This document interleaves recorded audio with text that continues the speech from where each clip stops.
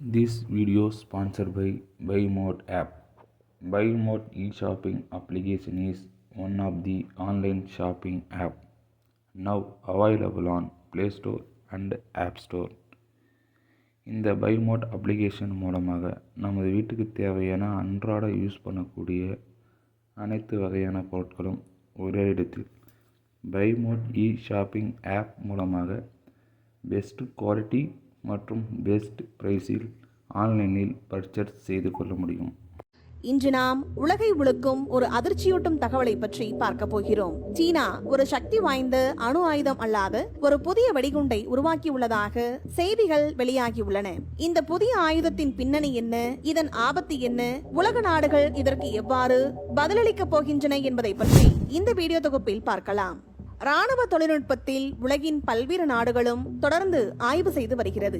இதற்கிடையே சீன ஆய்வாளர்கள் ஹைட்ரஜன் எரிபொருளை அடிப்படையாக கொண்ட ஒரு வெடிகுண்டை வெற்றிகரமாக சோதனை செய்துள்ளார்கள். இது வழக்கமான TNT வெடிகுண்டை விட 15 மடங்கு சக்தி வாய்ந்ததாக இருப்பதாக ஆய்வாளர்கள் தெரிவித்துள்ளார்கள்.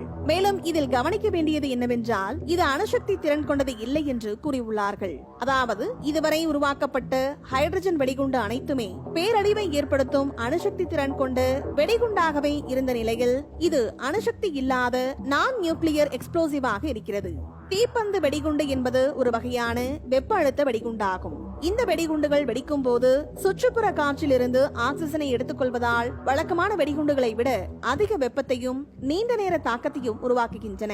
இதனால் ஏற்படும் தீக்கோளங்கள் மிகவும் பெரியதாகவும் அழிவுகரமானதாகவும் இருக்கும் என்று கூறியுள்ளார்கள். சீனா தற்போது உருவாக்கியுள்ள இந்த புதிய வகை வெடிகுண்டு இதுவரை உருவாக்கப்பட்ட வெடிகுண்டுகளிலேயே மிகவும் சக்தி வாய்ந்ததாக இருக்கலாம் என்று அஞ்சப்படுகிறது. மேலும் இந்த வெடிகுண்டு வெடித்தபோது சுமார் 2 வினாடிகளுக்கு மேல் வெள்ளை நிறத்தில் சூடான தீப்பிழம்பு கிளம்பியதாக கூறப்படுகிறது. 2 கிலோ வெடிகுண்டை வெடிக்க வைத்த போதே இந்த அளவிற்கு அது வெடித்து சிதறியுள்ளது.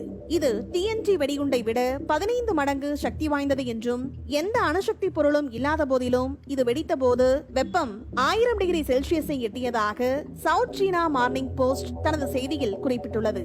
சீனாவிற்கு சொந்தமான கப்பல் கட்டும் நிறுவனமான CSSC நிறுவனத்தின் 705 ஆராய்ச்சி பிரிவு இந்த வெடிகுண்டை உருவாக்கியுள்ளது. மின்சார சப்ளை இல்லாத இடங்களுக்கும் எளிதாக உள்ளூரிலேயே மின்சாரத்தை உற்பத்தி செய்ய வேண்டும் என கிளீன் எனர்ஜியை உற்பத்தி செய்யவே இதை முதலில் உருவாக்கியுள்ளார்கள். மேலும் சீனாவின் இந்த புதிய வெடிகுண்டு குறித்த தகவல்கள் அதிகாரப்பூர்வமாக வெளியிடப்படவில்லை.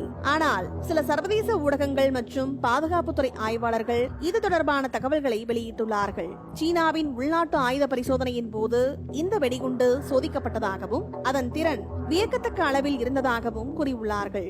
இந்த தகவல்கள் உறுதிப்படுத்தப்படாத நிலையில் இருந்தாலும் உலக நாடுகள் மத்தியில் கவலையை ஏற்படுத்தியுள்ளது. பொதுவாக வெப்ப அழுத்த வெடிகுண்டுகள் வெடிக்கும் போது 2 கட்டங்களாக அழிவை ஏற்படுத்துகின்றன. முதல் கட்டத்தில் ஒரு சிறிய வெடிப்பு நிகழும். இது வெடிகுண்டை சுற்றியுள்ள எரிபொருளை காற்றில் பரவ செய்யும். இரண்டாவது கட்டத்தில் இந்த எரிபொருள் காற்றில் உள்ள ஆக்சிஜனுடன் வினைபுரிந்து ஒரு பிரம்மாண்டமான மற்றும் அதிக வெப்பம் கொண்ட தீக்கோளத்தை உருவாக்கும்.